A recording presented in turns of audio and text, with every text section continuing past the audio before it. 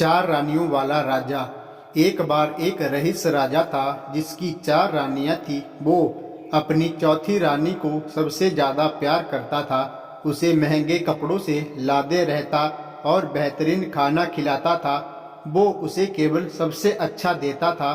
वो अपनी तीसरी पत्नी से भी बहुत प्यार करता था और उसका आसपास के राज्यों में बखान करता था, मगर उसे डर था कि वो एक दिन उसे किसी और के लिए छोड़ देगी। वो अपनी दूसरी पत्नी से भी प्यार करता था और वो उसकी हमराज थी और वो उसके साथ हमेशा सहानुभूति, इज्जत और धैर्य से रहती थी।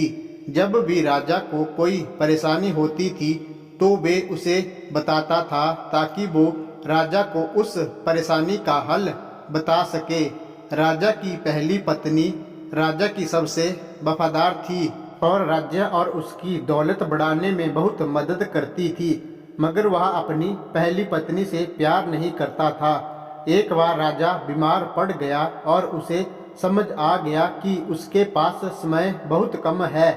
इसलिए उसने अपनी चौथी पत्नी से पूछा कि मैंने सबसे ज़्यादा प्यार तुमसे किया है और तुम्हें सबसे बेहतरीन चीज़ों से नवाजा है, तुम्हारा सबसे ज़्यादा ध्यान रखा है। अब जब मैं मरने जा रहा हूँ, क्या तुम मेरे साथ देने के लिए मेरे साथ चलोगी?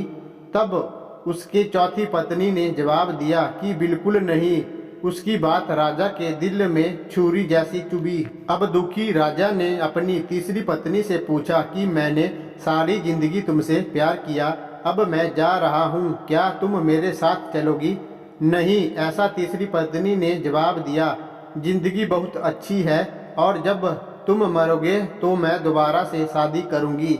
अब राजा का दिल बैठ गया और वो अब ठंडा पड़ गया। फिर उसने अपनी दूसरी पत्नी से पूछा, मैंने हमेशा जरूरत के वक्त तुमसे मदद मांगी और तुमने भी हमेशा मेरा साथ भी दिया, लेकिन अब जब मैं मरूंगा क्या तुम मेरा साथ देने मेरे साथ आओगी? माफ करना, इस बार मैं तुम्हारी मदद नहीं कर सकती।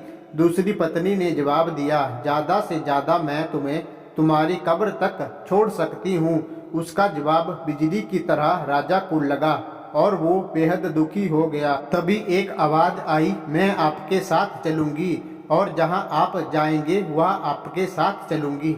राजा ने अपनी नजर घुमाई तो उसकी पहली पत्नी खड़ी थी। वो बेहद कमजोर थी क्योंकि वो खाती नहीं थी।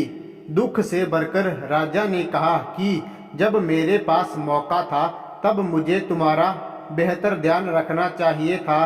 दोस्तों, इस कहानी से हमें यह सीखने को मिलता है कि हमारी चौथी पत्नी हमारा शरीर है। हम चाहे इसे सजाने दजाने में कितना भी दिल लगाएं, मृत्यु के समय ये हमें छोड़ जाएगा। हमारी तीसरी पत्नी हमारी संपत्ति, दर्जा और दौलत है। जब हम मरते हैं ये औरों को मिल जाती है। हमारी दूसरी पत्नी हमारा परिवार और समीगण है, चाहे वो कितना ही हमारे साथ क्यों ना हो। ज़्यादा से ज़्यादा वो हमारे साथ शमशान तक ही आ जाएंगे, पर उससे आगे नहीं। हमारी पहली पत्नी हमारी आत्मा है जो अक्सर दौलत, ताकत और अहंकार के सलाए बेध्यान हो जाती है, मगर हमारी आत्मा ही एक ऐसी है जो जहां हम जाएंगे वहां तक जाएगी। इसलिए इसे उपजाऊ, ताकतवर बनाएं और इसका आज से ही ध्यान रखें। यही दुनिया में आपका सबसे बड़ा तोहफा है।